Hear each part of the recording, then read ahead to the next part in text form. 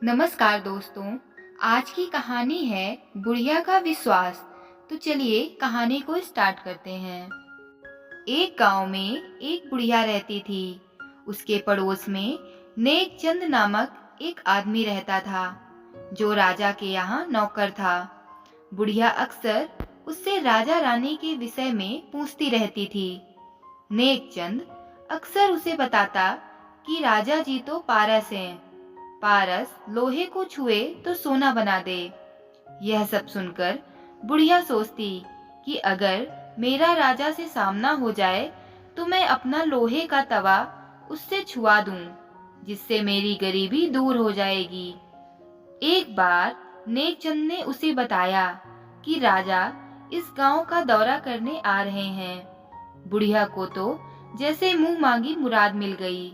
उसने अपना तवा मांस धोकर साफ करके रख लिया। निश्चित दिन राजा की सवारी आई। राजा हाथी पर सवार थे। चारों ओर प्रजा की भीड़, सैनिकों के दस्ते। बुढ़िया भी भीड़ में बैठी थी। जब राजा की सवारी उसके सामने आई तो वह उठी और बोली, ए लल्ला, लल्ला जरा नीचे आओ। बुढ़िया के इतना कहते ही सभी आश्चर्य में पड़ गए। सेना अधिकारी और राजा के अंगरक्षक चौंक गए। कौन है ये पागल बुढ़िया जो राजा को इस ढंग से पुकार रही है? कुछ सैनिक तेजी से बुढ़िया की ओर लपके।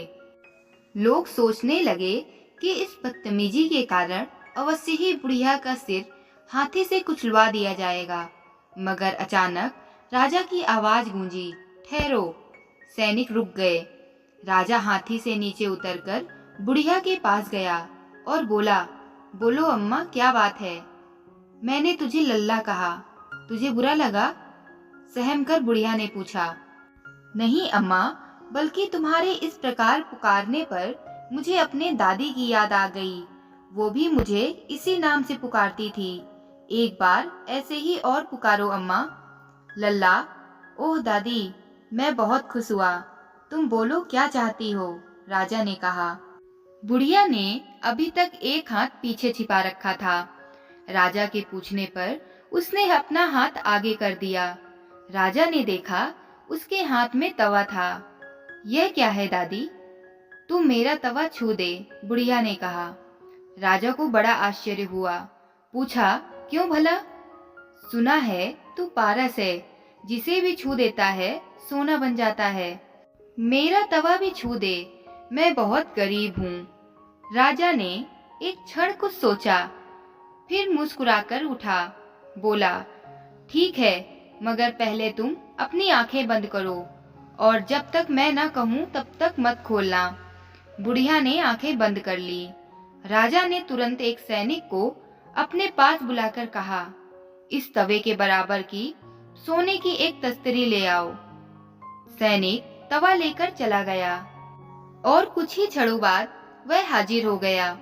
उसने सोने की एक तस्तरी राजा को दे दी। दादी माँ, आंखें खोलो, राजा ने कहा। बुढ़िया ने आंखें खोली तो अपने तवे के स्थान पर राजा के हाथ में एक सोने की तस्तरी देखकर खुशी से फूली न समाई। लो दादी। वाह, बुढ़िया खुशी से कांपती आवाज में बोली, तू तो सचमुच पारस है रे। कहकर वह चली गई। राजा के मंत्री ने कहा, यह क्या महाराज, आपने बूढ़ी को इतना सोना दे दिया? मंत्री जी, मैंने उसके विश्वास की लाज रखी है। यह कहकर राजा पलटकर अपने हाथी की ओर बढ़ गया और अपनी हानि उठाकर भी दूसरे के विश्वास की रक्षा करी। तो दोस्तों, कहानी कैसी लगी कमेंट करके जरूर बताइएगा।